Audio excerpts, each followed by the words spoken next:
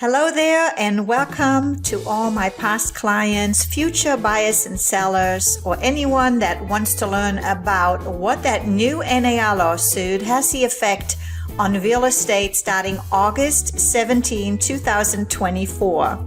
Hello and welcome to my channel, Sabine Robertson, broker owner of Haus Realty, a boutique agency here in the Panhandle, serving all the way from 38 to Destin and the surrounding area. So these new changes that will affect you anywhere you live in the United States are common across the nation, and they are due to a settlement agreement from the National Association of Realtors, and they all have to go into effect August the 17th of 2024. There are two major changes that will affect all buyers, and the first probably the most important one, is that you now have to sign a buyer's agency agreement before you can view any homes in person or even virtual. That surely is a big change, considering in the past, all you had to do is click on a listing on Zillow or on a website and boom, there was an agent opening the door to you and showing you around.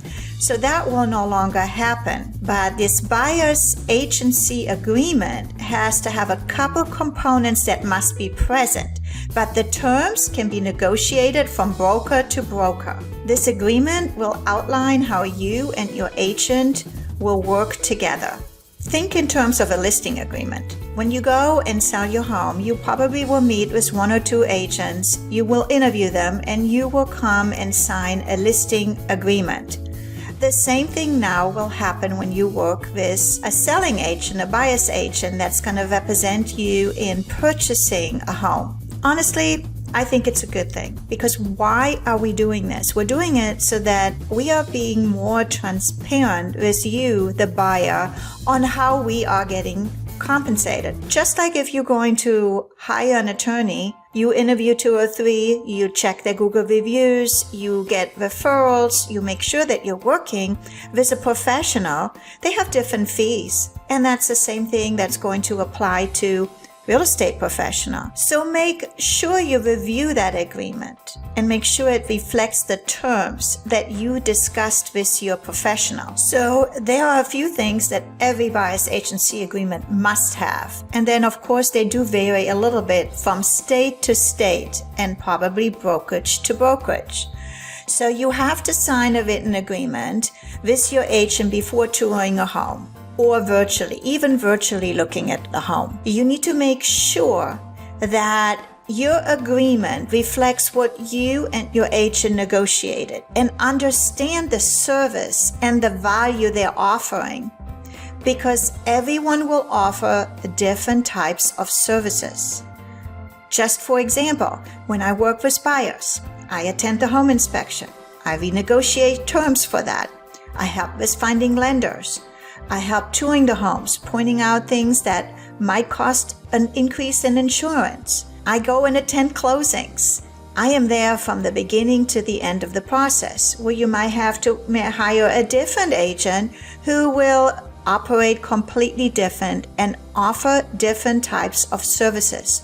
That's why it is important you understand what your agent will do for you and ask questions. A fair disclosure on the brokerage agency agreement saying that you are prohibited from receiving compensation exceeding the agreed amount. So if we agree on an amount that I'm charging, and now the seller or the builder offers a bonus, I am prohibited from taking that bonus unless the buyer and the agent have a discussion about it and renegotiate the contract. You don't need to have an agreement if you just talk to an agent, or if you visited them on an open house, as long as it is done by their brokerage, their listing.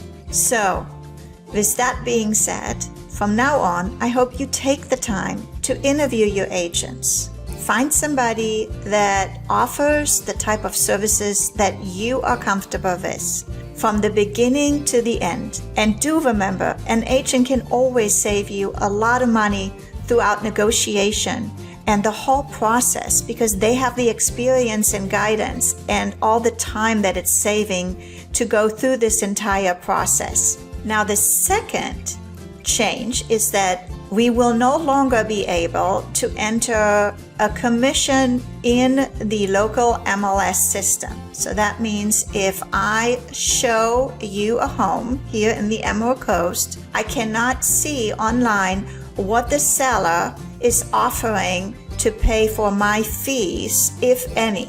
I have to reach out to the listing agent directly or look on their website. They can still promote it on social media, but it is no longer visible on the MLS. The idea behind that is that realtors will work on your best behalf, on your best interest, and are being transparent about how they are being paid. I've always had a clear discussion with my sellers, but maybe not as often with my buyers.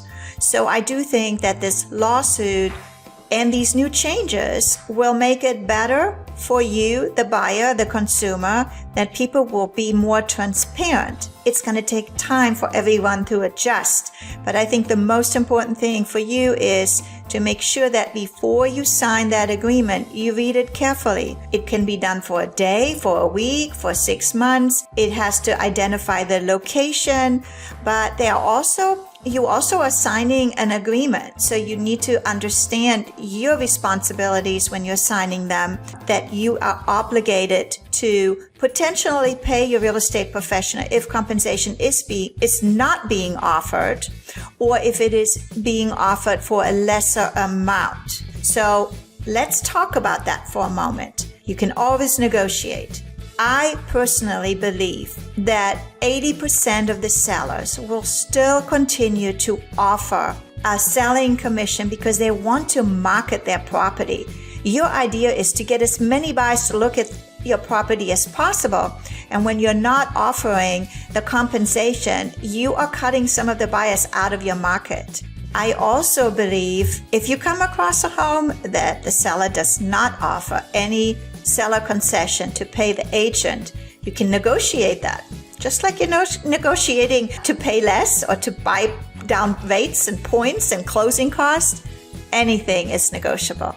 That's why you need to have someone that knows how to negotiate on your behalf, for sure. Lastly, if all fails, you don't have to buy the house. You don't have to move forward. So that's why I think transparency will be so important. You have to work with someone who gives you the whole idea, exactly what your net is, what money you have to bring to closing, what you have to pay. So now let's talk a moment about how this is going to affect you as a seller if you're listing your home. Again, you have a fee that I'm charging to list your home, which includes marketing. It includes all my advertising, promotion, and everything I am doing, and the fee I am charging to list your home. Has always been that way. Now, where the change comes in is you need to have a discussion with the listing agent. What compensation do you want to offer to a buyer's agent that brings the buyer?